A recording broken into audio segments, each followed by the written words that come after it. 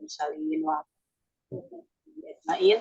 Asyhadu an la ilaha illallah wahdahu la syarikalah wa asyhadu anna Muhammadan abduhu wa rasuluhu amma ba'd.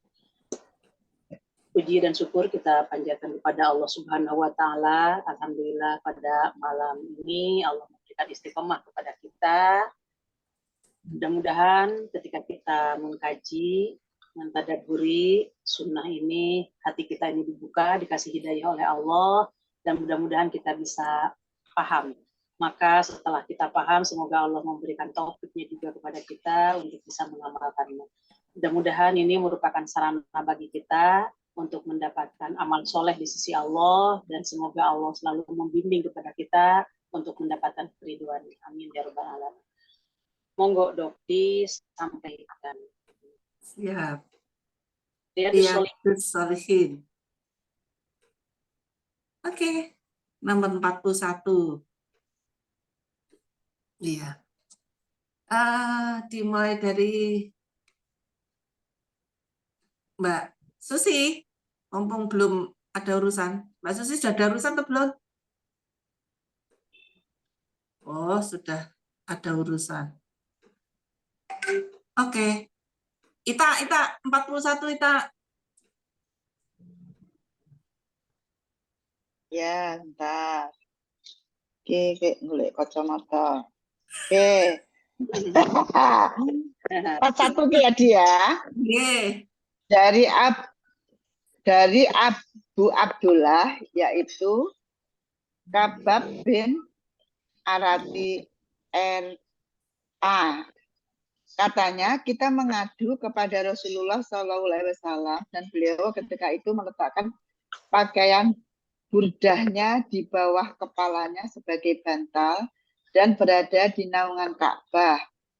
Kita berkata, mengapa Tuhan tidak memohonkan pertolongan kepada Allah untuk kita sehingga kita menang? Mengapa Tuhan tidak berdoa sedemikian itu untuk kita? Beliau lalu bersabda, pernah terjadi terhadap orang-orang sebelummu, yakni zaman nabi-nabi yang lalu, yaitu ada seorang yang diambil oleh musuhnya karena ia beriman. Kemudian digalikanlah tanah untuknya dan dia diletakkan di dalam tanah tadi. Selanjutnya didatangkanlah sebuah gergaji dan dia diletakkan di atas kepalanya. Seterusnya kepalanya itu dibelah menjadi dua. Selain itu ia pun disisir dengan sisir yang terbuat dari besi yang dikenakan di bawah daging tulangnya. Semua siksa itu tidak memalingkan dia dari agamanya, yakni ia tetap beriman kepada Allah. Demi Allah, niscaya Allah sungguh akan menyempurnakan perkara ini, yakni agama Islam. Sehingga seseorang yang berkendaraan yang berjalan dari Syam'a ke Hadramaut tidak ada yang ditakuti melainkan Allah, atau karena takut pada serigala atau kambingnya. Sebab aku sedemikian ini lumrah saja, tetapi engkau semua itu hendak bercepat-cepat saja. Riwayat Bukhari.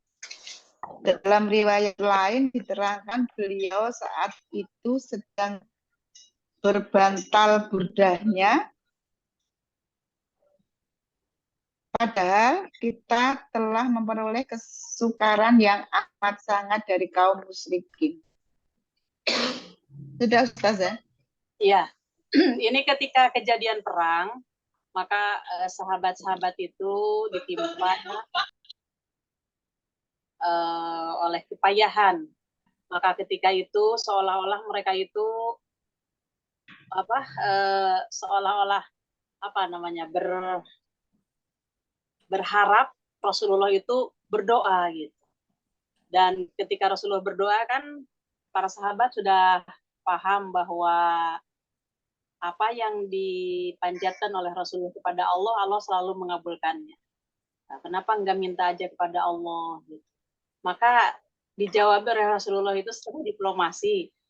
Dulu di zaman nabi-nabi terdahulu ada seseorang yang dia itu karena iman kepada Allah, maka dibuatkanlah sebuah lubang, sebuah sumur, maka dia itu disimpan di dalamnya, ditanam, kemudian digergaji dari kepala sampai bawahnya. Tapi ketika gergaji dipasang di atas kepalanya itu, si orang tersebut tidak mengatakan, aku menyembah kamu atau aku tidak beriman kepada Allah. Tapi tetap dia bertauhid kepada Allah. Walaupun apapun yang terjadi kepada dirinya, karena keyakinan kepada Allah sangat tinggi, maka dia dengan penderitaan segitu beratnya digergaji dari kepala sampai bawah, maka itu tidak menghalangi untuk teguhnya keimanan memeluk agama Islam. Nah, ini perbandingannya dengan sahabat. Kamu kan ini masih hidup, hanya luka seperti ini aja gitu kan, dan kecapean seperti ini, kalau dibandingkan dengan orang yang terdahulu, ya tidak seberapa penderitaannya. Itu maksudnya, Dok. Apalagi yang dengan kita sekarang ini ya, nggak ada apa-apanya dibandingkan yang dulu-dulu ya. Nah, itu. Iya, Tapi zaman segitu itu perjuangannya ya. ya, Mm-mm. terus kadang-kadang kan kita mohon maaf, sekarang ini ada penderitaan baik yang menimpa hati kita ataupun fisik kita berbentuk penyakit. Kadang-kadang kan keluh kesahnya sangat tinggi. Iya. Dan kalau masalah hati yang tersentuh, kadang-kadang kan banyak menyalahkan orang ketimbang menerima takdir Allah, gitu kan? Mm. Nah, itu bedanya, Dok. Orang terdahulu dengan sekarang. Tapi insya Allah ketika kita ini berpegang ke dalam Al-Quran dan Sunnah, mungkin ini merupakan benteng bagi kita dan ini merupakan penguat untuk rasa syukur kita kepada Allah. Insya Allah seperti itu. Ya. Ya, insya Allah ya. Oke. Monggo. Perlu diulang-ulang bacanya ini ya biar ingat terus ya. Kalau sudah mulai mengeluh gitu, Saya sampaikan sebuah hadis sebentar, Dok. Saya sampaikan dulu biar tambah kuat. Insya Allah mungkin bisa kuat.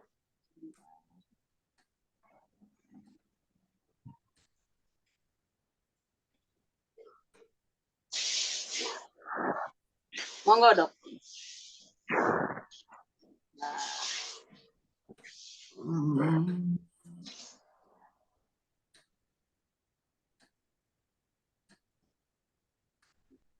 Kita lanjut baca kita.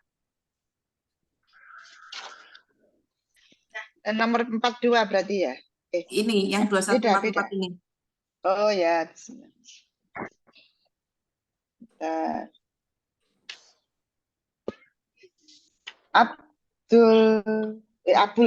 Abul Qatha Ziyad bin Yahya al-Basri menceritakan kepada kami, Abdullah bin Maimun menceritakan kepada kami dari Ja'far bin Muhammad, dari bapaknya, dari Jabar bin Abdullah. Dia berkata, Rasulullah Shallallahu Alaihi Wasallam bersabda, tidaklah seorang hamba dianggap beriman hingga ia beriman dengan takdir Allah, baik dan buruknya, hingga ia mengetahui bahwa apa yang ditakdirkan menimpanya pasti akan menimpanya, dan apa yang ditakdirkan tidak menimpanya pasti tidak akan menimpanya.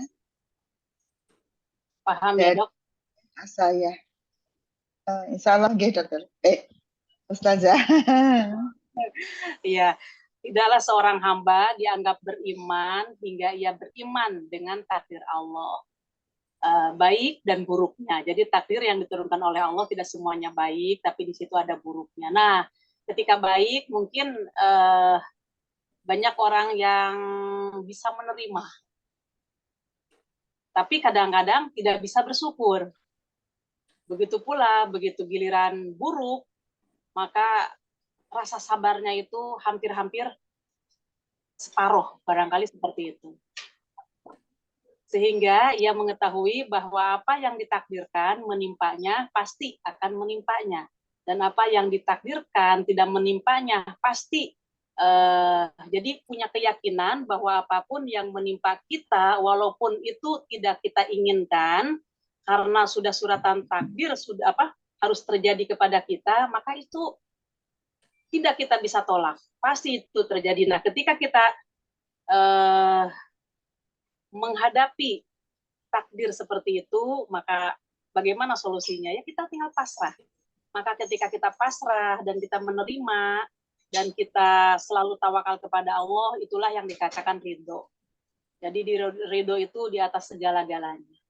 Tidak menyalahkan orang, tidak marah-marah kepada Allah, tidak ada kata-kata begini, ya Allah kenapa ya saya seperti ini, ya Allah. Ya Allah, jadi Allah terus seperti panggilannya bukan panggilan khusyuk, bukan panggilan rendah hati, tapi menyalahkan kepada Allah. Kenapa ya Allah, kok saya ini begini ya kejadian kepada saya ini? Nah itu. Bagaimana Dokter Dia, bunda-bunda bagaimana? Ya, paham Ustaz ya. Kayak tadi saya ke rumah temen itu, terus teman saya bilang gini, iya yang penting sehat ya Di. Terus saya gini, masa kalau pas diuji sakit, masa iso kita nolak gitu. Oh iya ya, itu tujuan ya berarti sehat itu ya. Iya. Terus dia bilang, nikmati dan syukuri kali ya. Iya. Kayak gitu ya. Mau dikasih apa sama Allah ya nikmatin dan syukurin gitu kali ya. Iya. Ya. Ya mohon apa namanya yang terbaik. Ya. Yang terbaik ya. Dan banyak ayat-ayat Al-Quran yang berkaitan dengan masalah itu. Jadi ketika kita banyak ilmu yang berkaitan dengan takdir, yang berkaitan dengan penghapus dosa, insya Allah itu merupakan benteng bagi kita di dalam menghadapi hidup ini. Monggo lanjut. Siap.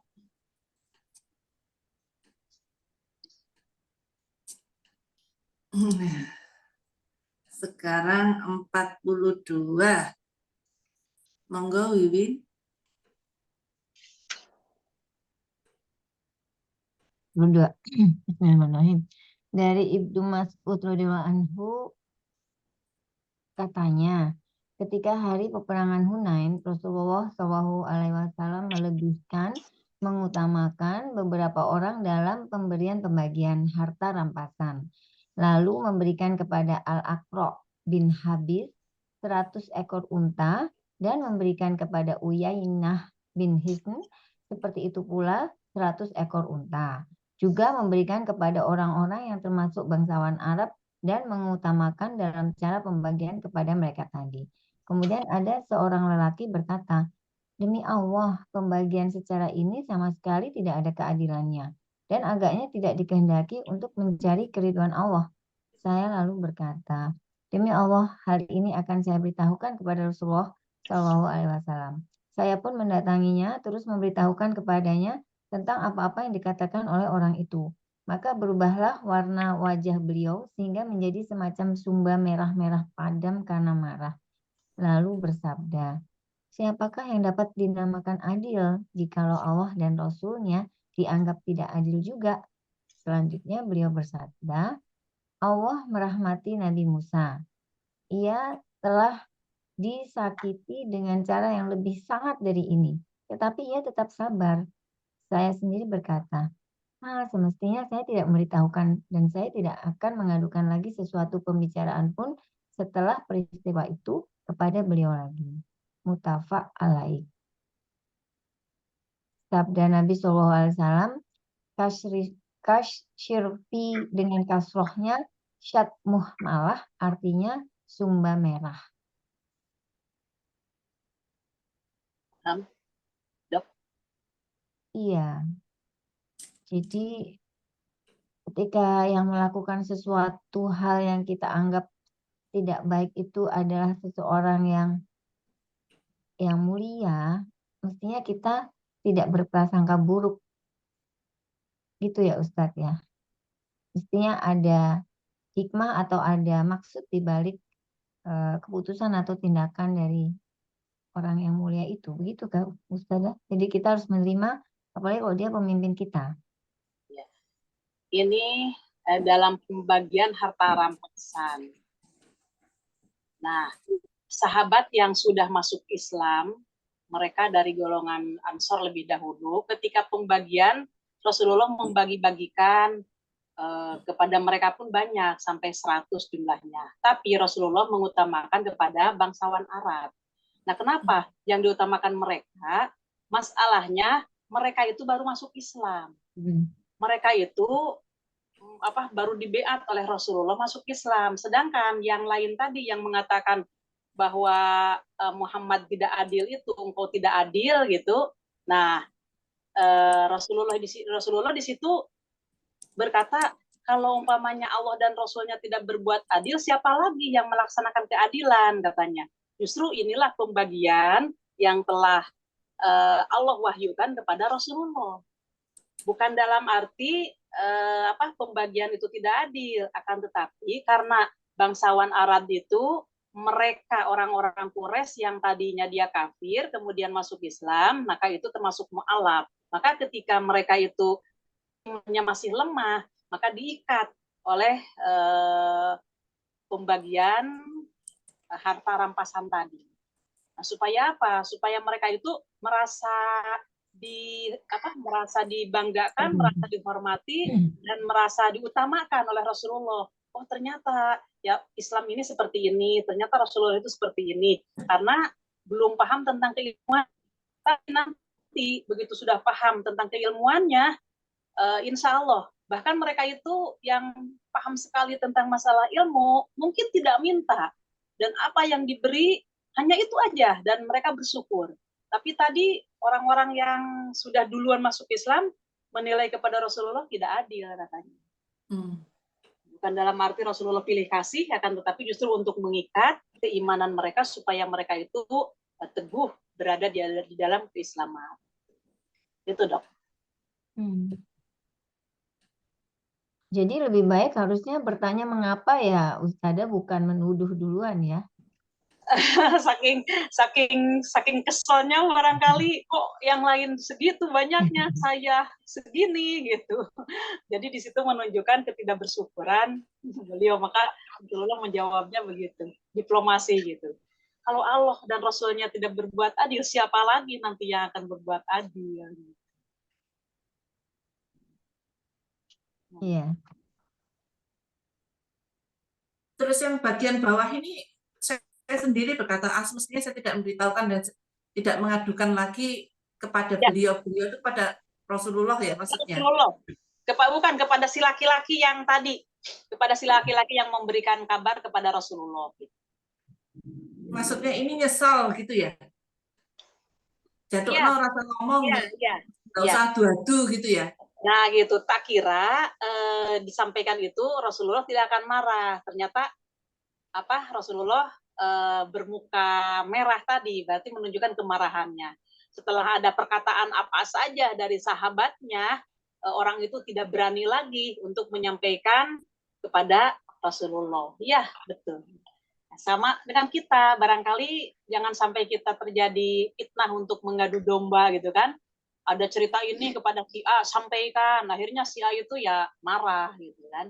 Nah, kita jaga aja di situ untuk kemaslahatan, untuk kedamaian. Barangkali itu.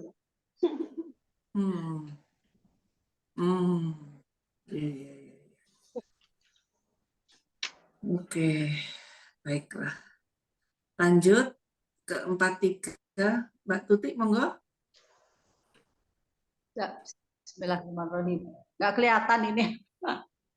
Nah, digedein pakai tangan. Handphonenya dipakai 2 tangan bisa. Ya, dari Anas RA berkata, Rasulullah SAW bersabda, jikalau Allah menghendaki kebaikan pada seorang hambanya, maka ia mempercepat suatu siksaan.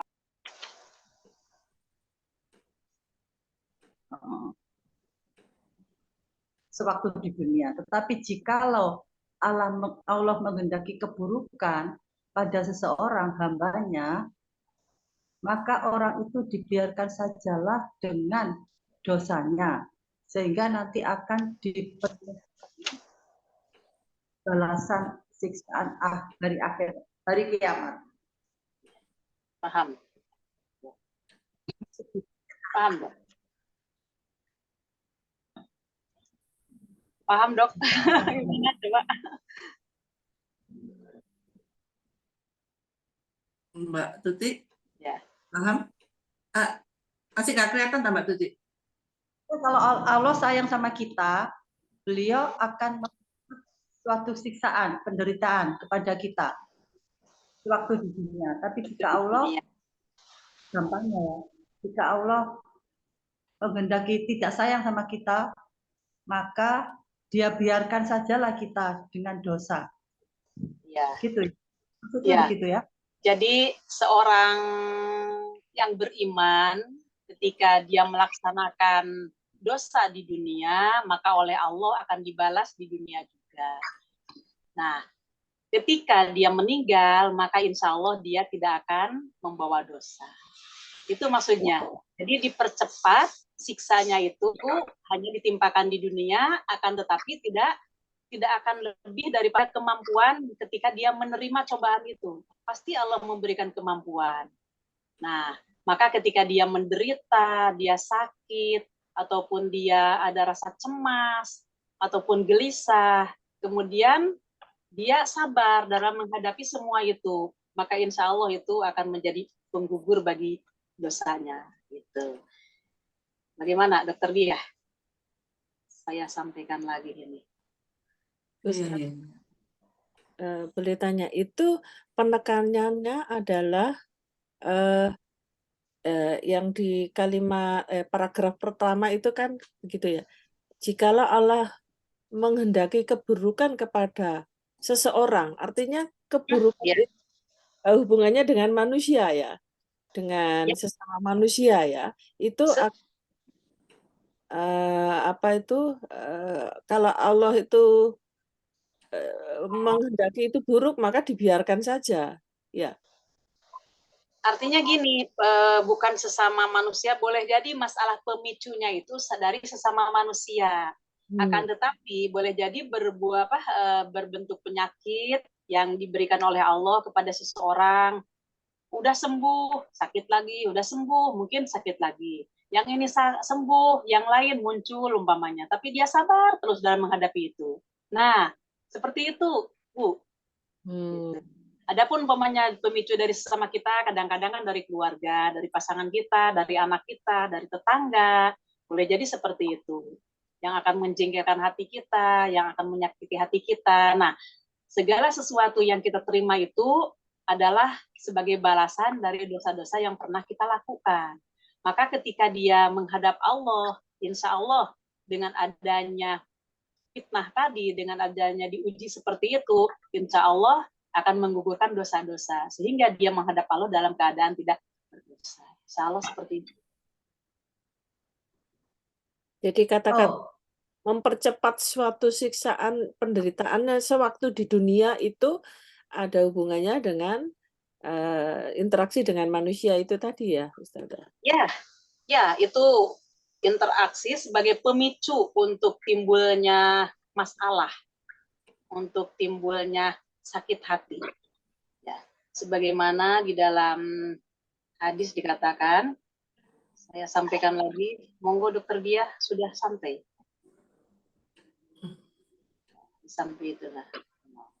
Dari Ibnu Jarir. Untuk memperjelas yang saya terangkan tadi. Iya. Bentar, WA-nya ini kemana? Bentar. Hilang.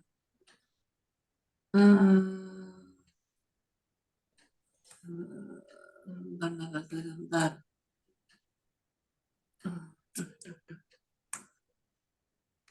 Mana ini? Nggak muncul.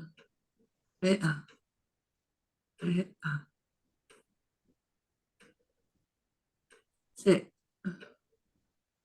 Oh ini Gusti. Saya ulang. Nah, ini. Saya ulang. Takut hilang. Hah? Ini ya? Ya.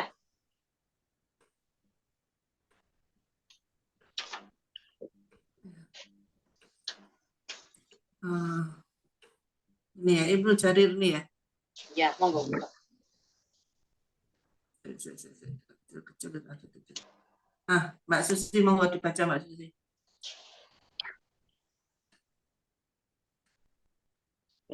Bismillahirrahmanirrahim. Amin. Ibnu Jarir mengatakan, telah menceritakan kepadaku Abul Hattab Al-Hasani telah menceritakan kepada kami Al-Haisam Ibnu Rabi telah menceritakan kepada kami Sama Ibnu Atiyah dari Ayub, dari Abu Qilabah, dari Anas yang telah menceritakan bahwa Abu Bakar sedang makan bersama Nabi Shallallahu Alaihi Wasallam. Lalu turunlah firman Allah Shallallahu Alaihi Wasallam. Barang siapa yang mengerjakan kebaikan seberat zarah pun, Kejahatan. Sarah. Ya, kebaikan dulu, monggo lanjut. kebaikannya, niscaya dia akan melihat balasannya. Dan barang siapa yang mengerjakan kejahatan seberat zarah pun, niscaya dia akan melihat balasannya pula. Al-Zalzalah 7-8. Maka Abu Bakar menghentikan tangannya dan bertanya, wahai Rasulullah, apakah benar aku akan dibalas karena melakukan perbuatan buruk walaupun hanya sebesar zarah? Rasulullah SAW menjawab, hai Abu Bakar, apa saja yang kamu alami di dunia ini yang tidak kamu senangi, maka itu disebabkan beban keburukan yang sekecil-kecilnya. Tetapi Allah telah menyediakan bagimu pahala kebaikan yang sama hingga engkau menjumpainya kelak di akhirat. Paham, Bu? Jadi ini kok sampai hadis ini mencatat banyak nama ini. Oh, kalau itu isnadnya ya, maksudnya silsilahnya sampainya kepada Rasulullah itu disebutkan di sini satu. Jadi yang diperlukan itu adalah isi daripada sabda Rasulullah SAW. Dari Anas yang telah menceritakan bahwa Abu Bakar sedang makan bersama Nabi SAW. Ketika makan, maka Jibril turun menyampaikan wahyu kepada Rasulullah yang isinya di sini, barang siapa yang mengerjakan kebaikan sebesar zarah, yaitu famayamal misqala zarratin khairon yaroh wa mayamal misqala zarratin syaron yaroh. Nah, ayat ini yang turun ketika Abu Bakar sama Rasulullah makan bersama. Maka ketika itu Abu Bakar berhenti makannya, ada jeda. Wahai Rasulullah, apa benar aku akan dibalas karena melakukan suatu keburukan, maklum sekecil apapun? Maka Rasulullah menjawab Abu Bakar, apa saja yang kamu alami di dunia ini yang tidak kamu senangi? Pokoknya di dalam hati itu, ketika kita mengalami sesuatu hal yang tidak kita senangi, maka itu disebabkan beban keburukan yang sekecil-kecilnya. Artinya disebabkan oleh dosa kita. Sebagai balasan dari Allah didahulukan. Tidak kita balas di akhirat, tapi oleh Allah didahulukan di dunia. Nah, maka itu disebabkan beban keburukan yang sekecil apapun kita lakukan. Tetapi beriringan dengan beban tersebut, Allah menyediakan bagimu pahala kebaikan yang sama, sehingga engkau menjumpainya kelak di akhirat. Jadi ketika kita punya suatu dosa, kemudian oleh Allah kita dibalas, umpamanya mohon maaf, ketika kita mencubit atau menyakiti hati orang, nah oleh Allah tidak dibalas lagi dengan cubitan orang pada kita. Boleh jadi kita dikasih sakit, boleh jadi kita dikasih rasa cemas, boleh jadi kita ada keluarga yang menimbulkan hati kita ini nggak enak. Nah, itu adalah sebagai balasan dari Allah sesuai dengan yang Allah kehendaki. Akan tetapi ketika kita menghadapi semua itu dengan penuh kesabaran, nah seiring dengan derita tadi dan seiring dengan berdampingannya kesabaran, maka di situ ada pahala kebaikan. Maka ketika kita meninggal, insya Allah bersih dari dosa. Oh, begitu ya, Ustazah. Ya. Saya begini, Ustazah, juga kadang merasa begitu ya. Namanya manusia pasti kan sering lupa ya. Apalagi kalau kita enggak pernah atau belum mendapatkan ilmunya ya. Contohnya misalkan sewaktu kecil saya tuh nakal ya. Nakal, setelah besar kan kita mendapatkan ilmunya, dapat pelajaran norma-norma. Iya. Sekarang jadilah seperti ini kita ya meskipun ya dosanya. Apakah dosa-dosa kita ketika kita tidak mengetahui bahwa kita itu salah atau ya itu tadi dosa yang tidak disengaja ya berarti ya itu ketika kita sekarang mendapatkan hal yang tidak mengenakan sebagai apakah ini juga sebagai peringatan dari Allah gitu. Jadi saya merasa takut itu salah paham gitu. Jadi saya menyesal, saya berdosa, saya padahal tapi kalau saya membela pun saya berhak juga ya karena saya dulu enggak ngerti kok. Gitu gimana? Ketika tadi Ibu mengatakannya masih kecil. Nah, ketika kita kecil belum balik, maka Allah mengangkat kalam kita. Artinya kita tidak punya catatan. Ketika kita melaksanakan bertengkar dengan kawan ataupun apa saja yang menurut Islam itu tidak benar, tapi waktu itu kita masih kecil belum balik, kita belum dicatat. Nah, kemudian apabila kita sudah balik, maka itu catatan punya tersendiri. Apapun yang kita lakukan kebaikan, itu kebaikannya untuk kita. Apapun keburukan, itu keburukannya untuk kita. Nah, akan tetapi pada masa yang lampau, kita belum mengetahui hukumnya. Apakah ketika saya melakukan ini dosa atau tidak? Jadi masalah keilmuan barangkali di dalam hal agama masih minim dan belum sampai keterangan-keterangan kepada kita. Insya Allah itu ada dalam pengampunan Allah karena kita nggak paham. Akan tetapi ketika kita ini sudah paham sekarang ini dan kita barangkali loh kok ini sakit sekarang ini ataupun ada penderitaan ini, ya kita tinggal muhasabah aja sekarang, introspeksi. Oh iya, apa yang saya derita ini mudah-mudahan penggugur bagi dosa saya ya Allah. Nah, jadi kita menerima gitu. Dengan menerima ini, ya Allah, daripada saya nanti dihukumnya di akhirat, hukuman di akhirat kan dengan neraka. Tidak ada lagi selain neraka di akhirat itu. Kalau di dunia ini, Allah masih mempertimbangkan kepada kita apa yang terjadi kepada kita dan sesuai dengan kemampuan kita. Maka dari itu kita tinggal, ya Allah, banyak berdoa kepada Allah, walaupun kita dalam keadaan sakit pun mohon minta disehatkan. Maka insya Allah tidak akan membiarkan orang yang beriman untuk banyak menderita. Bagaimana kita rasakan penderitaan dengan bahagia, masih banyak bahagia. Saya rasa seperti itu. Enggak, bagaimana Bu Susi? Ya. Ya itu tadi kadang-kadang kita itu ini supaya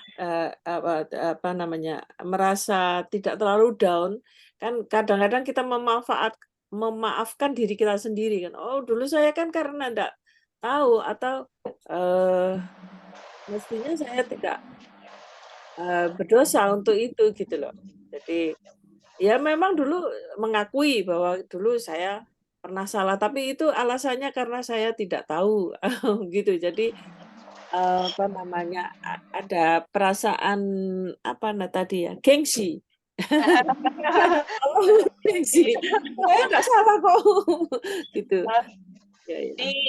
Di hadis lain kan dijelaskan juga bahwa manusia ini adalah tempatnya salah dan berbuat dosa. Tapi sebaik-baiknya di antara mereka yaitu orang yang bertaubat. Jadi sekarang ini kiparatnya bagi kita, sering-seringlah kita bertobat, mohon ampun kepada Allah dari perbuatan dosa-dosa yang telah kita lakukan, diiringi dengan apa? Dengan sodako. Kenapa diiringi dengan sodako? Karena Rasulullah kan di suatu hadis bersabda, bahwa sesungguhnya di neraka yang aku lihat itu adalah kebanyakan perempuan katanya.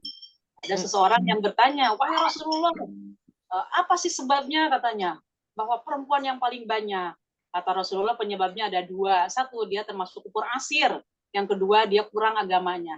Kufur asir artinya dia tidak bersyukur terhadap pemberian dari suaminya, kasih sayang dari suaminya. dia selalu mengatakan kurang dan kurang dan kurang. Bahkan seandainya ada ketersinggungan dari suaminya, dia suka mengatakan begini, selama aku diperistri oleh kamu, aku tidak pernah merasakan bahagia. Nah, sampai seperti itu. Maka itulah yang menimpa dia, dimasukkan oleh Allah ke dalam neraka. Dan dia boleh jadi tidak minta maaf kepada suami, tidak minta maaf kepada Allah juga. Jadi akhirnya terbawa. Akhirnya dia meninggal dalam keadaan celaka. Yang kedua, kurang agama. Kurang agama itu kan dalam keadaan kita tiap bulan dikurangi oleh head kita. Maka ketika kita haid, maka di situ kan tidak sholat. Ketika tidak sholat, kan tidak sempurna agama kita. Nah, itu dia. Maka hendaklah, Rasulullah solusinya apa? Maka hendaklah kalian berbanyak sodakoh. Hendaklah kalian memperbanyak sodakoh. Walau bisikin, walaupun hanya sebutir kurma atau setengah butir kurma. Itu adalah menjadi benteng bagi neraka. Monggo Dokter Lia bagaimana? Non sewu Ustazah, seandainya bisa enggak kalau kita melihat ada seorang yang suka ngomel, suka mengeluh, sedikit-sedikit mengeluh, ini ya enggak cocok, itu apakah berdasarkan hadis ini bisa jadi itu adalah balasan dari dosanya, atau dia banyak dosa kecil-kecil yang dibalas Allah saat ini, tapi kalau dia nurusin ngomelnya, ya jadi dia tambah dosa, tapi kalau dia akhirnya menyadari bahwa bisa jadi itu balasan dosanya dan dia ikhlas, terus enggak ngomel, bisa jadi diampuni ya, malah ya. Ya, begitu kan? ya.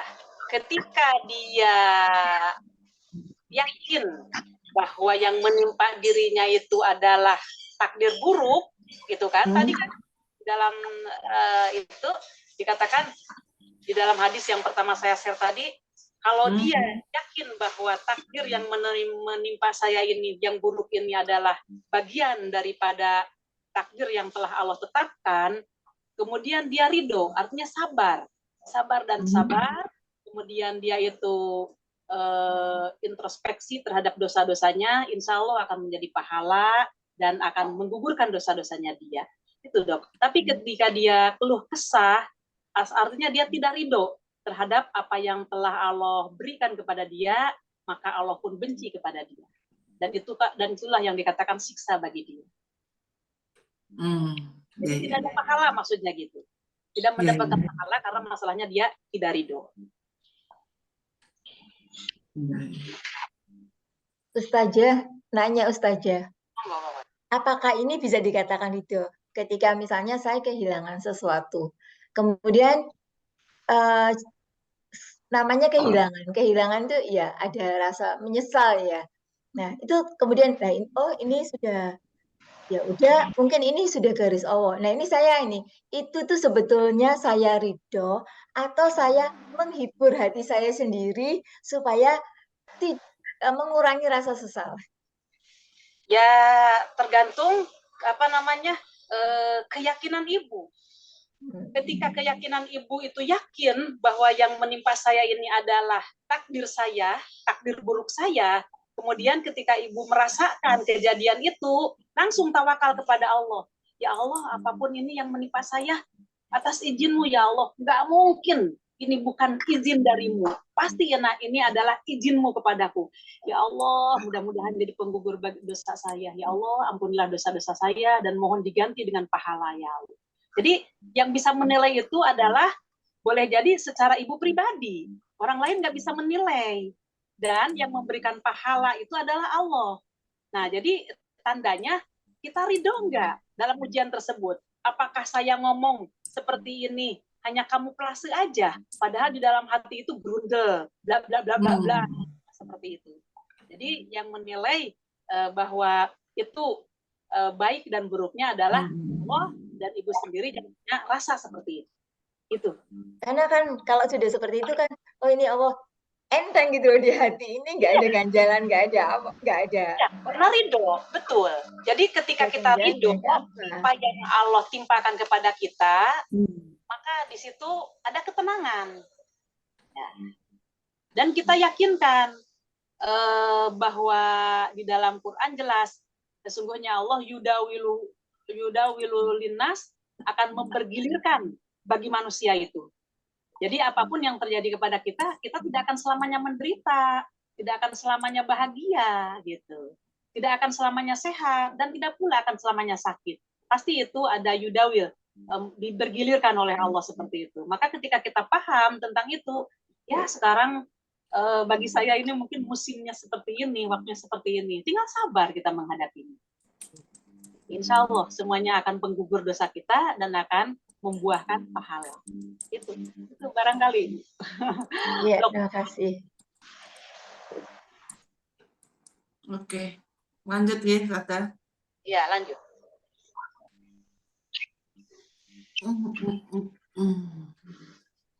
Ini jawabannya ada di bawah ini, Dok. Yang 2. Ayo, jawabannya mana? Iya, jawabannya ya dilanjutkan. Di Riyadhus Shalihin ini dilanjutkan. Jawaban Bunda tadi, ya. Iya, oke. Mbak Ana. Monggo, Dokter Ana. Ana monitor. Bu Ana, Dokter Ana nyimak saja tadi. Oh, nyimak saja. Oke. Mbak Uria aja langsung. Dari Anas radhiyallahu anhu katanya, Abu Talha itu mempunyai seorang putra yang sedang menderita sakit. Abu Talha keluar pergi menghadap Nabi Shallallahu Alaihi Wasallam. Kemudian anaknya itu dicabutlah ruhnya, yakni meninggal dunia. Ketika Abu Talha kembali, waktu itu ia sedang berpuasa. Ia berkata, "Bagaimanakah keadaan anakku?" Ummu Sulaim, yaitu ibu anak tersebut, jadi istrinya Abu Talha menjawab, "Ia dalam keadaan yang setenang-tenangnya." Istrinya itu lalu menyiapkan makanan malam untuknya, kemudian Abu Talha pun makan malamlah. Selanjutnya ia menyetubuhinya istrinya itu. Setelah selesai, Ummu Sulaim berkata, "Makanlah anak itu." Setelah menjelang pagi harinya, Abu Talha mendatangi Rasulullah alaihi wasallam. Oh, salah bacanya. Makamkanlah anak itu. Setelah menjelang pagi harinya, Abu Talha mendatangi Rasulullah alaihi wasallam, lalu memberitahukan hal tersebut. Kematiannya anaknya yang ia baru mengerti setelah selesai tidur bersama istrinya. Kemudian Nabi bersabda, "Adakah engkau berdua bersetubuh tadi malam?" Abu Talha menjawab, "Ya." Beliau lalu bersabda pula, "Ya Allah, berikanlah keberkahan kepada kedua orang ini, yakni Abu Talha dan istrinya." Selanjutnya, Ummu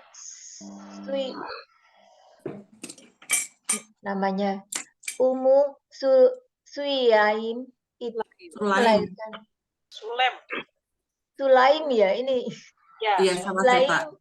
Sulaim itu melahirkan seorang anak lelaki lagi. Abu Talha lalu berkata padaku, "Aku di sini ialah Anas radhiyallahu anhu yang meriwayatkan hadis ini. Bawalah ia sehingga engkau datang di tempat Nabi Shallallahu Alaihi Wasallam besertanya kirimkanlah beberapa beberapa biji buah kurma." Nabi Shallallahu Alaihi Wasallam bersabda, "Adakah besertanya sesuatu benda?" Ia, Anas menjawab, "Ya, ada beberapa biji buah kurma." Buah kurma itu diambil oleh Nabi Shallallahu Alaihi Wasallam lalu dikunyahnya. Kemudian diambillah dari mulutnya. Selanjutnya dimasukkanlah dalam mulut anak tersebut. Setelah itu digosokkan di langit-langit mulutnya dan memberinya nama Abdullah. Muttafaq alaih. Dalam riwayat Bukhari disebutkan demikian. Ibnu Uyainah berkata, kemudian ada seorang dari golongan sahabat Ansyar berkata, lalu saya melihat 9 orang anak lelaki yang semuanya dapat membaca dengan baik dan hafal akan Al-Quran, yaitu semuanya dari anak-anak Abdullah yang dilahirkan hasil peristiwa malam dahulu itu. Dalam riwayat Muslim disebutkan anak Abu Talha dari Ummu Sulaim meninggal dunia.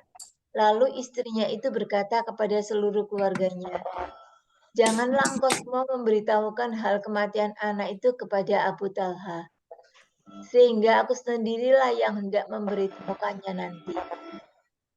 Abu Talha yang saat itu berpergian lalu pulang. Kemudian istrinya menyiapkan makan malam untuknya dan ia pun makan dan minumlah. Selanjutnya istrinya itu memperhias diri dengan sebaik-baik hiasan yang ada padanya dan bahkan belum pernah berhias semacam itu sebelum peristiwa tersebut.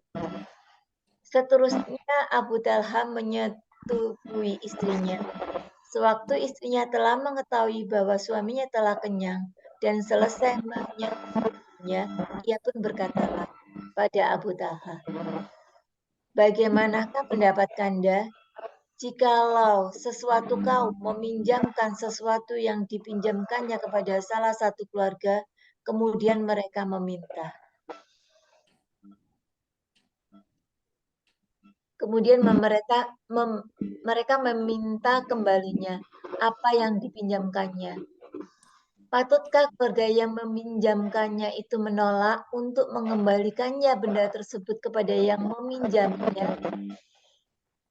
Abu Talha menjawab tidak boleh menolaknya, yakni harus menyerahkannya. Kemudian berkata pula pada istrinya, perhitungkanlah bagaimana pinjaman itu jikalau berupa anakmu sendiri. Abu Talha lalu marah-marah kemudian berkata, engkau biarkan aku tidak mengetahui kematian anakku itu sehingga setelah aku terkena kotoran, maksudnya kotoran bekas bersetubuh, lalu engkau beritahukan hal anakku ini kepadaku. Ia pun lalu berangkat sehingga datang di tempat Rasulullah SAW, lalu memberitahukan segala sesuatu yang telah terjadi. Kemudian Rasulullah SAW bersabda, semoga Allah memberikan keberkahan kepadamu berdua dalam malammu itu. Anas radhiyallahu anhu berkata, kemudian istrinya hamil. Anas radhiyallahu anhu melanjutkan katanya, Rasulullah SAW sedang dalam bepergian dan Ummu Sulaim itu menyertainya pula bersama suaminya juga. Rasulullah SAW apabila datang di Madinah di waktu malam hari berpergian tidak pernah mendatangi rumah keluarganya malam-malam. Ummu Sulaim tiba-tiba merasa sakit karena hendak melahirkan. Maka oleh karena Abu Talha tertahan, yakni tidak dapat terus mengikuti Nabi SAW, Rasulullah SAW terus berangkat. Anas berkata, setelah itu Abu Talha berkata, sesungguhnya engkau tentulah maha mengetahui ya Tuhanku, bahwa saya ini amat tertarik sekali untuk keluar berpergian bersama-sama Rasulullah SAW di waktu beliau keluar berpergian untuk masuk tetap di negerinya bersama-sama dengan beliau di waktu beliau masuk. Sesungguhnya saya telah tertahan pada saat itu dengan sebab sebagaimana yang engkau ketahui. Ummu Sulaim itu berkata, Hai Abu Talha, saya tidak menemukan sakitnya melahirkan sebagaimana yang biasanya saya dapatkan. Jikalau hendak melahirkan anak, maka itu berangkatlah. Kita pun maksudnya Rasulullah SAW, Abu Talha dan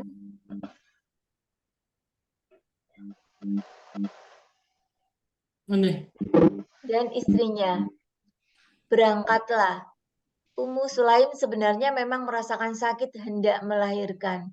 Ketika keduanya itu datang, lalu melahirkan seorang anak lelaki. Ibuku, yakni Ibu Anas radhiyallahu anhu berkata padaku, pada Anas radhiyallahu anhu, "Hai Anas, janganlah anak itu disusui oleh siapapun sehingga engkau pergi pagi-pagi besok dengan membawa anak itu kepada Rasulullah alaihi wasallam." Ketika waktu pagi menjelma, saya Anas radhiyallahu anhu membawa anak tadi kemudian pergi dengannya kepada Rasulullah alaihi wasallam. Ia lalu meneruskan cerita hadis ini sampai selesainya. Ya, yaitu hadis yang terakhir tadi yang dimutafakan oleh riwayat Iya. Bukhari. Yang Muslim, yang Bukhari kan si bayi tadi ke Rasulullah, oleh Rasulullah dan dikunyahkan kurma, maka oleh Rasulullah dikasihkan kepada bayi tadi. Bayi tadi. Dan langit bagian dalamnya itu Istilahnya nih. Ya, dari Rasulullah Sallallahu Alaihi Wasallam. Di sini menunjukkan betapa sabarnya dan tabahnya namanya Ummi Sulaim ketika seorang anaknya meninggal dan suaminya Abu Tholhah tidak ada di rumah. Maka beliau tetap sebagai istri yang solehah mempersiapkan makannya suami, kemudian melayani keperluan suami. Maka setelah itu dengan lemah lembutnya Ummu Sulaim mengatakan seperti yang kita baca tadi, akhirnya bagaimana itu kalau berupa anak diambil oleh yang punyanya. Nah di situ kan tercengang Abu Tholhah sambil ada cara manusiawinya seperti itu. Oh berarti anak itu sudah meninggal. Maka diceritakan akhirnya Abu Tholhah akan datang kepada Rasulullah. Maka ketika malam itu sudah diceritakan kepada Rasulullah bahwa pada malam itu kami melaksanakan hubungan badan, maka Rasulullah bahkan mendoakan barokallah, semoga Allah memberikan barokah pada malam yang kamu lakukan ketika anaknya berbaring meninggal. Maka akhirnya diganti oleh Allah hubungan tadi seorang janin yang dilahirkan seperti yang kita bacakan. Monggo bagaimana pemahaman Bunda dan dokter bagaimana? Mungkin kalau kita nggak sabar ya, ketika ada yang meninggal langsung telepon, langsung kasih tahu, nggak melihat kondisi pasangan kayak apa, langsung kasih tahu gitu aja. Iya, iya. Bijak sekali. Itu. Jadi dengan adanya seperti itu kelihatan kan pasrahnya Abu Tholhah. Pasrahnya seorang perempuan tadi ketika menerima nasib yang diberikan oleh Allah. Kalau menurut kita kan itu nasib buruk gitu kan. Kehilangan, dengan adanya kehilangan jiwa abahnya. Karena kenapa? Keyakinan mereka itu yakin bahwa ini adalah titip dari Allah dan Allah pula lah yang mengambil. Bahkan keutamaannya apa? Di hadis lain, barang siapa yang seorang ibu ditinggal meninggal oleh balita, di situ pertama dikatakan 3, maka Allah akan memberikan pahala di sorga yang namanya istana Hamdah. Istana karena dia itu ridho terhadap bayi yang diambil oleh Allah, yang diwafatkan oleh Allah. Nah, kemudian bagaimana kalau 2 ya Rasulullah? 2 pun demikian. Cuma tidak ada kata-kata 1. Tapi di pemahaman ulama, walaupun 1 pun insya Allah akan menjadi benteng dari api neraka. Karena masalahnya apa? Ketika nanti seseorang yang dilahirkan dari seorang muslim, maka anaknya itu insya Allah dimasukkan ke dalam surga. Maka ketika si anak itu disuruh untuk masuk surga, si anak itu nggak mau. Aku nggak mau masuk surga kalau nggak sama ayah dan bunda. Akhirnya ayah dan bundanya itu dihadirkan, dan di sisi lain ayah dan bundanya itu memiliki dosa. Maka karena Allah itu Maha Pemurah dan rahmatnya Allah itu lebih tinggi daripada murkanya Allah, maka Allah mempersilahkan si orang tuanya dibawa oleh anaknya masuk surga dan dosa-dosa orang tuanya itu diampuni. Di antaranya itu. sudah ada dokter sampaikan itu, dokter Diah di resumnya, kalau nggak salah. Itu ketabahan, kesabaran. Kemudian ini yang di hadis Muslimnya itu kan diceritakan masalah kehamilan Ummu Sulaim ini. Maka ketika beliau hamil, tidak ada siapa-siapa, maka tawakalnya kepada Allah. Sebenarnya saya ini kata suaminya, ingin sekali keluar masuk kemana dengan Rasulullah. Tapi ternyata karena kejadian ini yang menghalangi saya tidak bisa ke Rasulullah adalah istri saya ini dalam keadaan mau melahirkan seperti ini. Ya Allah, gitu. Ya, beliau itu tawakalnya kepada Allah dan mohon pertolongan kepada Allah. Maka ketika itu Allah memberikan kemudahan kepada istrinya ketika melahirkan, tidak merasakan sakit seperti sakit yang dirasakan dari yang beliau melahirkan sebelumnya. Mau dok, gimana dok? Terus ibunya Anas ini maksudnya gimana Ustazah? Kok bilang jangan disusui oleh siapapun dulu sebelum ke Rasulullah bawa anak ke Rasulullah. Emang ke Rasulullah itu kan untuk mendapat apa ya, kayak syafaat atau berkah, tapi kenapa kok nggak boleh disusui dulu gitu?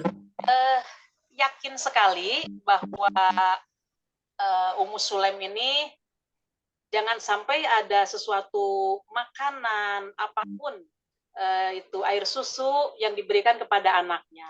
Jadi ini laporan kepada Rasulullah bahwa ya dari doa Rasulullah yang pertama, semoga Allah memberikan barokah, akhirnya beliau hamil, setelah melahirkan pun ingin diketahui oleh Rasulullah dan apa yang akan dilaksanakan oleh Rasulullah. Ternyata Rasulullah meminta sebuah kurma kepada bayi baru lahir. Sekarang ini kan mohon maaf, jangankan kurma, full ASI selama 6 bulan ya dok, 8 ya. Nah sekarang kan begitu. Nah tapi ketika itu, satu, beliau ini sebagai seorang Rasul dan apapun yang diberikan oleh Rasul, insya Allah semuanya ada di situ, ada karomahnya, ada kebaikan, dan ludahnya Rasulullah itu adalah sebagai obat khusus untuk Rasulullah, dan badannya Rasulullah itu wangi. Nah maka dari itu di situ ada kelebihan-kelebihan yang diberikan oleh Allah kepada Rasulullah. Maka doa kepada anak yang tadi itu insya Allah membawa barokah dan dikabulkan oleh Allah. Itu dok. Ya kalau istilah sekarang, kalau masa saya adanya kunyahan dari Rasulullah itu apa namanya, insya Allah tidak seperti kunyahan seorang ibu sekarang kepada bayinya, barangkali seperti itu. Jadi orang tua sekarang ini kan begitu bayi lahir ya, dikasih makan apa-apa gitu, apalagi umpamanya kurma bagaimana. Tapi kalau mohon maaf, kalau zaman dulu kan baru lahir juga udah dikasih ini dok, dulu ya sebelum mungkin pengetahuan medis masih kurang, di pedesaan itu dikasih pisang gitu kan, baru lahir. Kan dari penelitian katanya kan khususnya belum kuat gitu. Tapi ternyata pada dewasa juga mereka, padahal itu baru lahir. Saya dulu pernah menyaksikan begitu baru lahir kok udah dikasih pisang gitu. Pernah saya melahir melihatnya, tapi saya pun masih kecil waktu itu, tapi masih kebayang gitu. Nah ini Rasulullah memberikan kurma seperti ini, dan ini zaman dahulu kan bunda-bunda itu kan punya, mamahnya itu kan mengunyah, hasilnya dikasihkan kepada anaknya. Sekarang dilihat dari segi medis kan banyak ya, khawatirkan ada itunya kepada orang tuanya itu. Monggo dok, bagaimana dok? Nggih. Sepertinya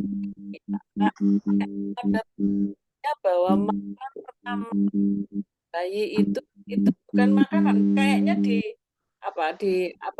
dioleskan saja gitu ya, di atas langit-langit mulutnya gitu.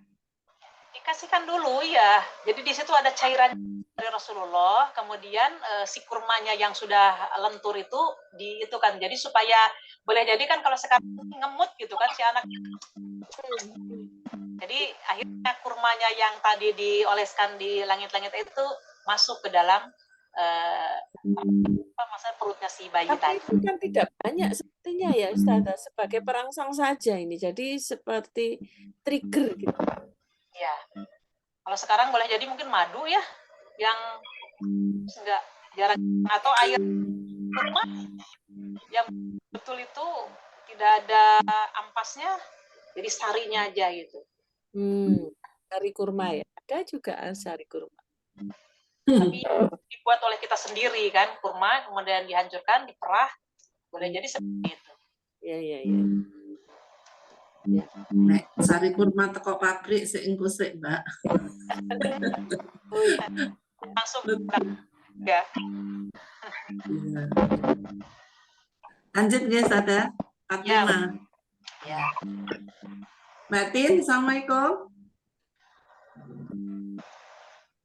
Waalaikumsalam. Ji. Untuk 45 Mbak Tin. Ya, insyaallah. Bismillah. Dari Abu Hurairah radhiyallahu anhu bahwasanya Rasulullah Shallallahu alaihi wasallam bersabda, bukanlah orang yang keras kuat itu dengan banyaknya berkelahi. Hanya saja orang-orang yang keras kuat ialah orang yang dapat menguasai dirinya di waktu sedang marah-marah. Muttafaq alaih. Asyura'ah dengan damahnya short dan fatahnya ro menurut asalnya bagi bangsa Arab. Artinya ialah orang yang suka sekali menyerang atau membanting orang banyak sampai terbaring atau tidak sadarkan diri. Bulat. Ya.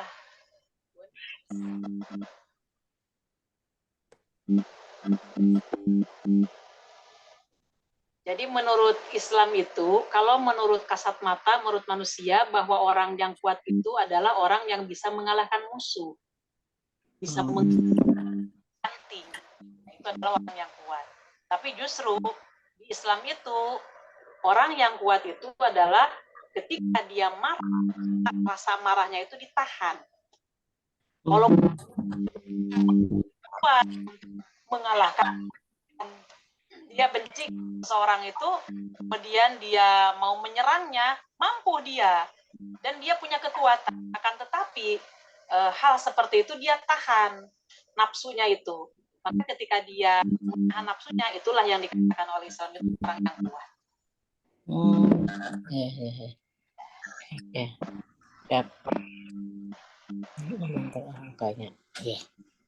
Ini kayak sebelumnya juga ya, yang apa?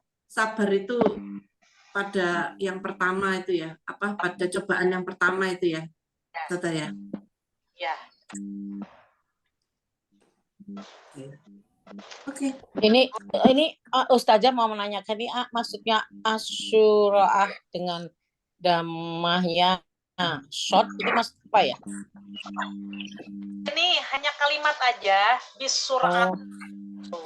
Jadi kita lihat di teks bahasa Arabnya bisurati. Baik. Tulisan gitu, bukan dengan sin tapi dengan surat. Short. Oh ya, baik. Oke. Nuhun. Iya. Satu lagi Mbak Tin, 46. Iya, bismillah. Dari Sulaiman bin Surat radhiyallahu anhu katanya, saya duduk bersama Nabi Shallallahu alaihi wasallam dan di situ ada dua orang yang saling bermaki-makian antara seorang dengan kawannya. Salah seorang dari keduanya itu telah merah pada mukanya dan membesarlah urat lehernya. Kemudian Rasulullah Shallallahu alaihi wasallam bersabda, Sesungguhnya saja riscalah mengenai suatu kalimat yang apabila diucapkannya tentulah hilang apa yang ditemuinya kemarahannya, yaitu andai kata ia mengucapkan auzubillahi minasyaitonirrajim, tentulah lenyap apa yang ditemuinya itu. Orang-orang lalu berkata padanya, orang yang merah pada mukanya tadi, sesungguhnya Nabi Shallallahu alaihi wasallam bersabda, mohonlah perlindungan kepada Allah dari syaitan yang direjam. Muttafaq alaih.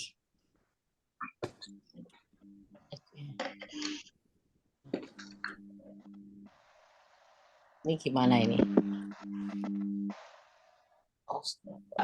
Dua orang laki-laki yang lagi bertengkar sehingga yang namanya adu nafsu gitu. Ya. Sini Sulaiman mengatakan bahwa Rasul pernah bersabda, aku ingat kalimat yang untuk menghilang asap itu bagaimana. Maka ya ini dengan kalimat a'udzubillahi minasyaitonirrajim. Maka ketika kita marah apapun nafsu kita, ucapkan di dalam jiwa kita, a'udzubillahi minasyaitonirrajim, a'udzubillahi minasyaitonirrajim, astagfirullah, astagfirullah. Nah, kalau umpamanya itu masih maka pergilah ke kamar mandi, ambillah air wudhu. Ya, baik. Karena nafsu itu kan merupakan sesuatu yang berkaitan dengan marah. Marah itu adalah dari api, maka ketika dengan seri redam dengan air wudhu. Dan di dalam disebutkan apabila kita fokus terhadap suatu masalah, maka ketika itu ada sesuatu yang memalingkan kita dari sesuatu, maka fokus kepada masalah yang dihadapi itu akan. Jadi ketika kita marah, maka ketika kita berpaling dari marah itu, dan maka insya Allah di situ akan reda dari marahnya itu. Oke, siap.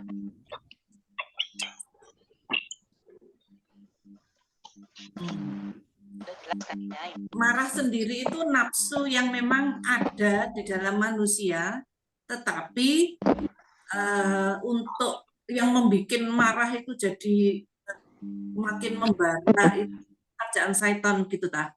Sehingga ucapannya ya a'udzubillahi minasyaitonirrajim begitu.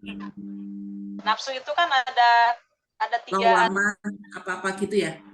Ada lawamah itu kan yang dokter udah resum juga. Kemudian ada kata-kata nafsu amarah. Amarahnya yang ini. Yang jelek itu adalah amarahnya.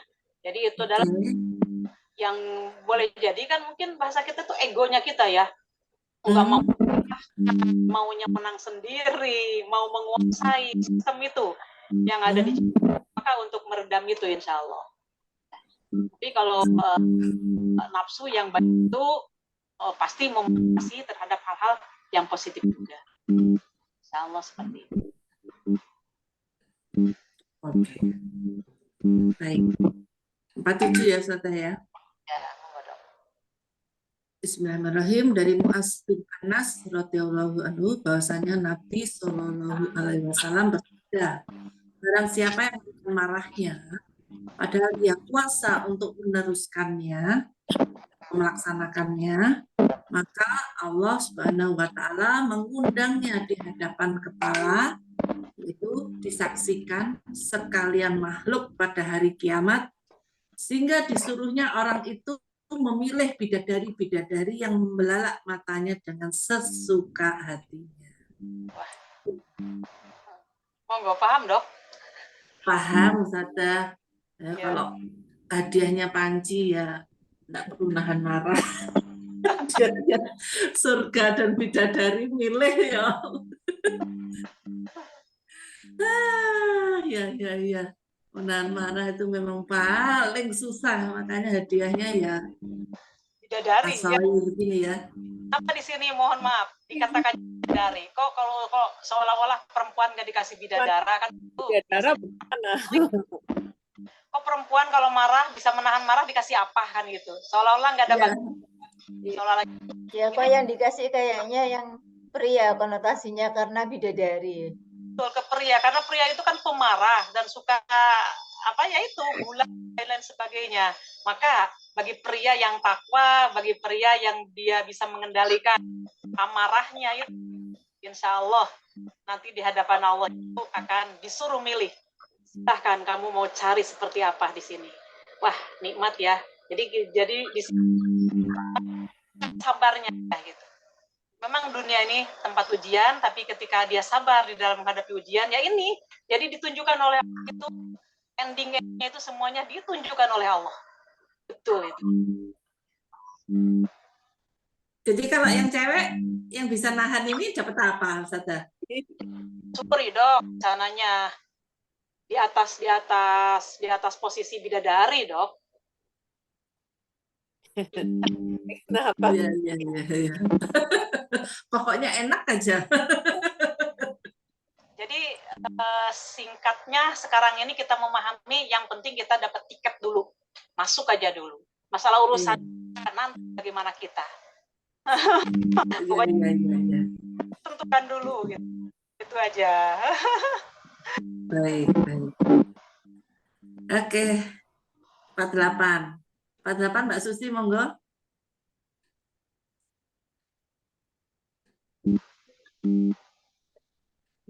Mbak Susi. 48 ya. Dari Nggih. Hurairah radhiyallahu anhu. Ada seorang lelaki berkata kepada Nabi Shallallahu Alaihi Wasallam, berilah wasiat padaku. Beliau Shallallahu Alaihi Wasallam bersabda, jangan marah. Orang itu mengutanginya berkali-kali, tetapi beliau Shallallahu Alaihi Wasallam tetap bersabda, janganlah marah. Riwayat Bukhari. Monggo Susi Di komentari. keterangannya ini perjalanan sebenarnya ini adalah orang yang ini Baca, Mbak.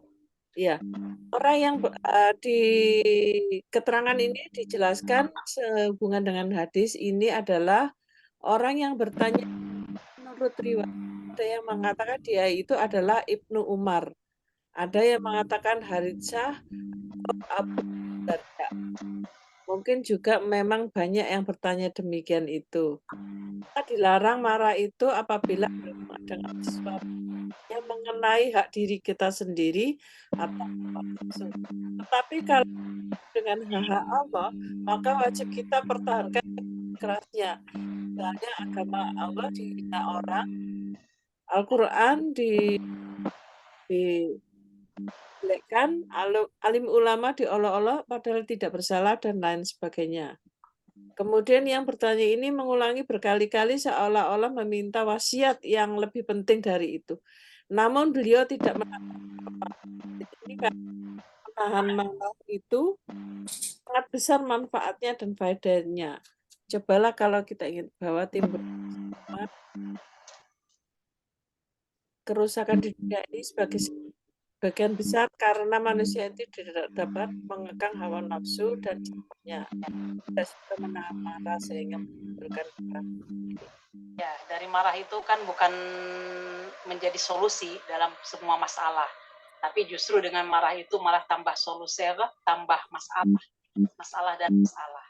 Maka Rasulullah SAW berpesan kepada seorang laki-laki, pertamanya konotasinya kepada seorang laki-laki pada waktu itu. Sekarang kepada umatnya termasuk kita ini. La tagdob. Janganlah kamu marah. Di hadis yang panjang, la tagdob walakal jannah. Janganlah kamu marah, maka bagi surga. Sama seperti itu. Jadi di sini diperjelas lagi ya Ustazah. Jadi marah itu yang tidak atau yang harus dicegah adalah berhubungan dengan hawa nafsu ya. Tetapi kalau yang itu berhubungan dengan hak Allah, maka itu namanya baliknya.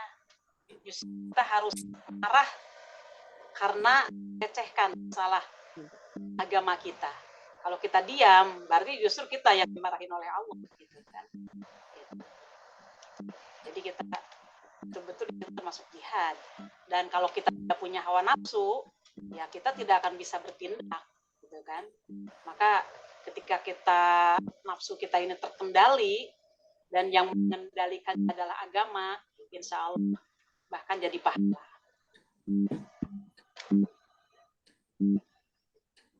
Monggo dok. Oke. Lanjut. 49 ya. Wiwin, Mas. Tolong Wiwin. 49.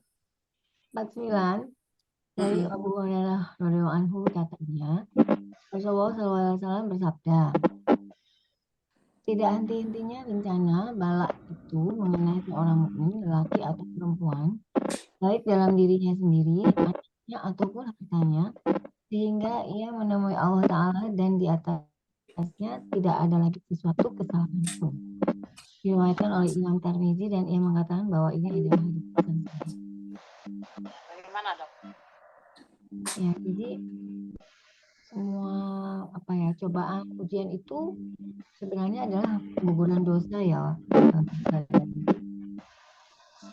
Diharapkan kita kalau sudah meninggal itu, kalau kita sering diuji atau ini itu, insya Allah dosa-dosa kita insya Allah sudah banyak diampuni gitu ya. Iya. Di sini Rasulullah SAW bersabda, "Ma yazalul bal bil mu'min wal mu'min." Tidaklah suatu ujian itu menimpa laki-laki ataupun perempuan. Satu, fi nafsihi, di dalam dirinya sendiri, ataupun ujiannya itu wawaladihi, anaknya.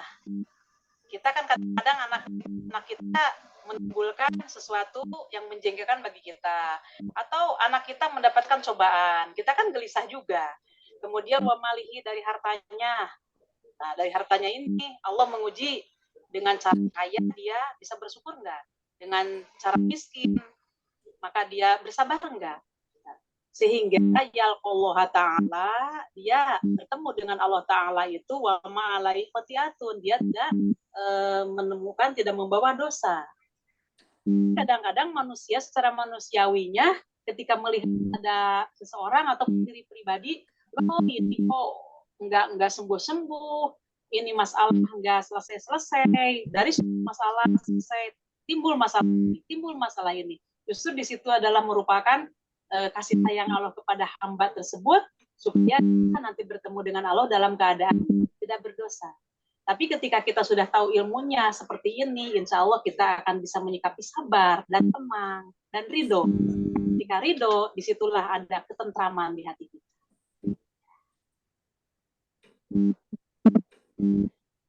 Bahkan saya sudah menyampaikan juga WA-nya.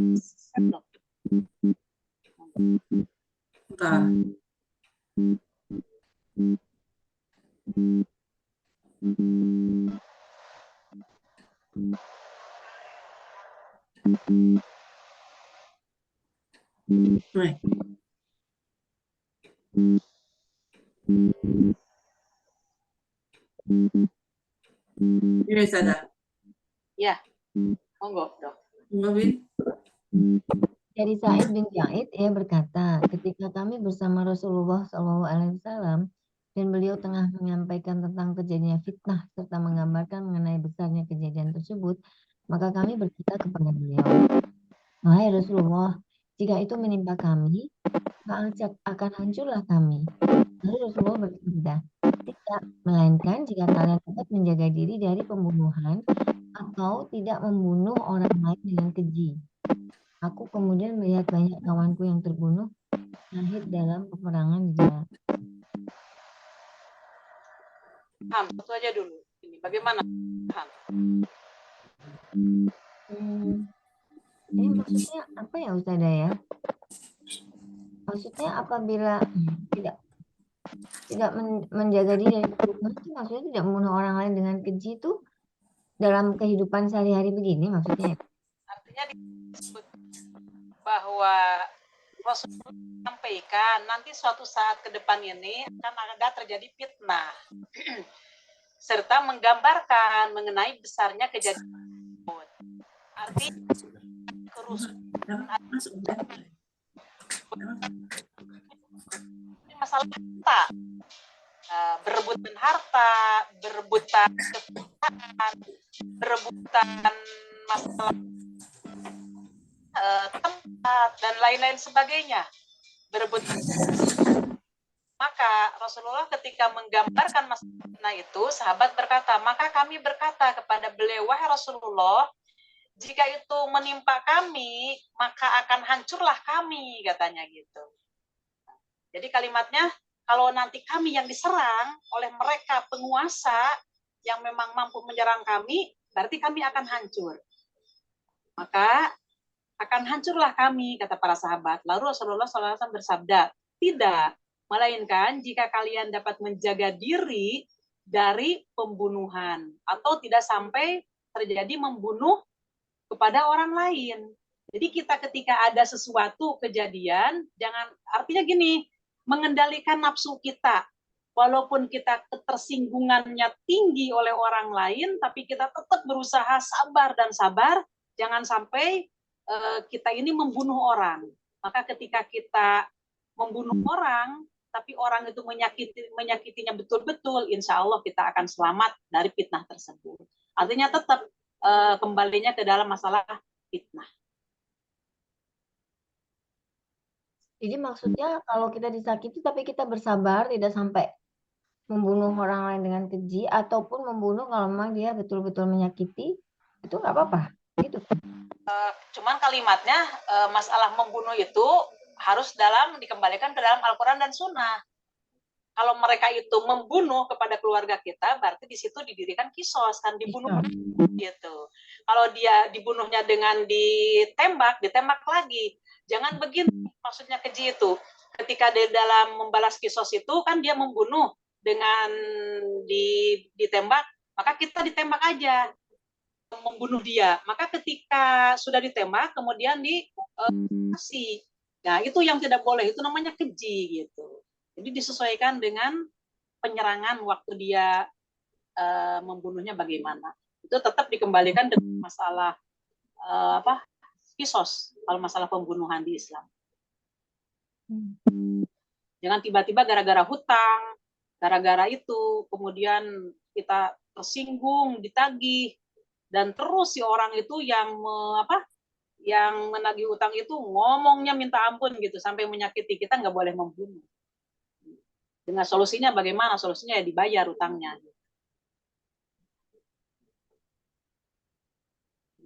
Fitnah. Jadi tetap di sini berkaitannya dengan mengendalikan hawa nafsu. Mau lanjut hadis yang keduanya, Dok? Dari Abu Musa, ia berkata, Rasulullah SAW bersabda, umatku ini adalah umat terhormat, terjaga dan dirahmati, yang tidak akan disiksa di akhirat kelak. Siksaan bagi umatku hanya akan menimpa ketika di dunia, yakni siksa akibat fitnah, gempa bumi, dan peperangan, atau mati syahid terbunuh. Dok? Ini sabda Oh, Rasulullah. jadi kita ini, maksudnya umat itu adalah kita ini ya, Ustazah, yang orang-orang Islam Muslim ini ya? Iya. Jadi ini merupakan harapan ya. Insya Allah. Tapi Amin. amin. Nah itu, tapi kembalinya kita harus didampingi dengan ilmu. Sabar gitu. Kalau tidak sabar kan lain lagi nanti acaranya. Gitu. Rasulullah sampai mengatakan seperti ini ya, umat yang dikasihi Allah. Jadi ketika dia itu menghadapi semua musibah, kemudian dia itu betul-betul ridho, akhirnya walaupun dia semenderita apapun, punya keyakinan bahwa neraka itu lebih dahsyat, lebih menyakiti, lebih segala-galanya dibandingkan dengan penderitaan di dunia. Maka ketika punya keyakinan di dalam perbandingannya akhirat, insya Allah dia akan ridho dan akan ada ketenangan di dalam hati.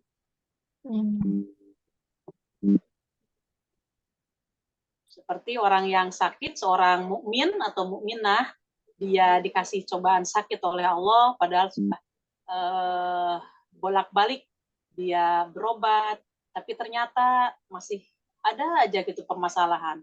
Tapi dia sabar dalam menghadapi itu. Sedahsyat apapun penyakitnya, seberat apapun penyakit, tapi dia sabar. Ya ujung-ujungnya kan meninggal. Nah gitu. Maka ketika dia meninggal, waktu menghadapi penyakit itu, sabar, tabah, tawakal, dan ridho. Insya Allah, ketika menghadapi Allah, wa ma'alahi khotiatun, dia tidak memiliki dosa. Dan mudah-mudahan kita mendapatkan ampunan dari Allah, dan mudah-mudahan Allah pun memberikan kasih sayang kepada kita. Monggo, dokter bagaimana? Yang penting kita harus selalu sabar dan ridho gitu ya, Ustaz, kalau mau bakal kepada Dok. Monggo Dokter Lia, bagaimana Dok? Suaranya nggak ada Dok? Dulu itu saya sempat sering ikut seminar itu. Intinya itu gini, kalau orang itu menghadapi cobaan ini kayaknya ada di psikologi deh, Mbak Uri ya. Itu biasanya orang kalau lagi dapat cobaan itu, reaksi pertama itu pasti marah. Habis itu yang kedua itu menyalahkan. Habis itu yang ketiga itu baru bisa menerima. Itu kan kayak gitu ya. Nah, kalau di agama ini kan kalau kita ngikutin itu tadi artinya level sabar kita itu bukan level nomor 1 kan, masih level yang terendah kan, kalau saat bisa menerimanya itu loh, sudah bisa ridho. Nah, intinya itu kita berusaha ketika toh kita pada saat pertama itu ya namanya latihan, kita masih marah, kita harus ingat bahwa pada saat kita mati itu jangan sampai pas waktunya kita lagi marah-marah atau kita lagi nyalahin gitu ya Ustaz ya kayaknya ya. Iya, iya betul Dok. Maka itu perlu latihan Dok. Tidak semudah itu kan. Perlu latihan.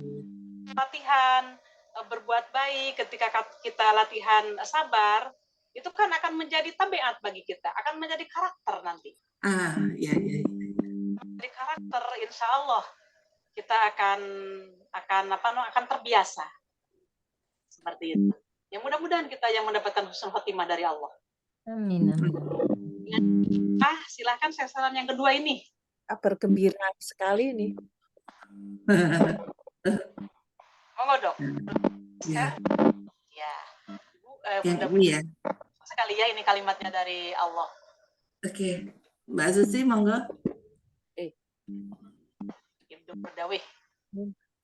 Ibnu Murdawai meriwayatkan dari jalur Ibrahim Ibnu Muslim Al-Hijri dari Abu Awas dari Abdullah radhiyallahu anhu menceritakan bahwa Rasulullah SAW pernah bersabda, sesungguhnya Al-Quran ini adalah tali Allah yang kuat. Dia adalah cahaya yang jelas. Dia adalah penawar yang bermanfaat, perlindungan bagi orang yang berpegang kepadanya, dan keselamatan bagi orang yang mengikuti petunjuk. Tuh, jelas sekali kan? Rasulullah SAW bersabda. Ini perlu diulang-ulang kita membaca ini. Sesungguhnya Al-Quran ini adalah tali Allah yang kuat.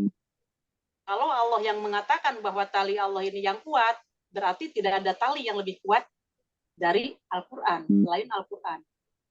Al-Quran adalah cahaya yang jelas. Jadi tidak ada yang bisa menerangi selain Al-Quran. Dia adalah penawar yang bermanfaat. Nah, penawar itu kan tentunya sebagai obat bagi lahir batin kita. Masalah rohani dan rohani. Sudah pasti. Kemudian bagi orang yang berpegang kepadanya dan keselamatan bagi orang yang mengikuti petunjuknya. Di sini kita diarahkan oleh Rasulullah kalau kita mau selamat dunia sampai tujuan kita, yaitu berpeganglah ke dalam Al-Quran. Al-Quran itu kan banyak, bukan hanya satu halaman, dan kita tidak paham kalau itu tidak ditadaburi, kalau itu tidak diartikan. Maka dari itu wajiblah kita untuk tolak ilmi, mempelajari Al-Quran sampai kita paham dari ayat ke ayat. Insya Allah itu akan menjadi penawar bagi rohani kita, dan akan menjadi penyelamat bagi kita, dan akan merupakan cahaya ketika kita hidup di dunia. Singkatnya, bahwa manusia itu harus tahu dasar hidupnya, bagaimana cara hidupnya, dan kemana tujuannya. Maka ketika manusia itu paham tentang itu, insya Allah dia tidak akan sesat. Dan yang bisa menjawab semua pertanyaan itu adalah agama Islam. Apa ya, Ustazah? Monggo, lanjut. Langsung Nah, aja langsung bersabda ya. Pak Waki mengatakan telah menceritakan kepada kami Al-Amasi dari Abu Wail yang menceritakan bahwa Abdullah pernah mengatakan bahwa Rasulullah pernah bersabda padanya, sesungguhnya jalan itu adalah tempat lalu lalang. Setan-setan selalu datang kepadanya. Hai Abdullah, ambillah jalan ini. Kemarilah, tempuhlah jalan ini. Maka mereka berpegang pada tali Allah karena sesungguhnya tali Allah itu adalah Al-Quran. Udah beberapa penjelasan. Maka Ya. seandainya dari tali Allah, artinya jauh dari Al-Quran, maka sudah pasti sesat. Ya, siapa yang mengatakan sesat? Rasulullah ini. Sudah jelas sekali. Siapapun orang yang jauh dari Al-Quran, berarti dia menempuh jalan yang sesat. Monggo ada komentar, ada pertanyaan. Siap. Ya. Nggih, cukup Ustazah. Matur nuwun. Kajian di malam ini jadikan oleh Allah kita lebih paham dan mudah-mudahan paham ilmu yang kita dapati ini bermanfaat untuk dunia dan akhirat kita. Dan semoga Allah memberikan taufik untuk bisa kita amalkan. Kita mendapatkan pertolongan dari Allah untuk bisa dijaga dan selalu ada di dalam keridhaan Allah dalam menjalankan aktivitas hidup ini. Rabbana aqulu qouli hadza astaghfirullah li wa lakum subhanakallahumma wa bihamdika asyhadu an la ilaha illa anta astaghfiruka wa atubu ilaik. Rabbana atina fid dunya hasanah wa fil akhirati hasanah wa qina adzabannar. Assalamualaikum warahmatullahi wabarakatuh. Amin. Waalaikumsalam warahmatullahi wabarakatuh. Mohon Terima maaf. kasih, Ustazah. Terima kasih. Salam sehat. Salam sehat, bahagia.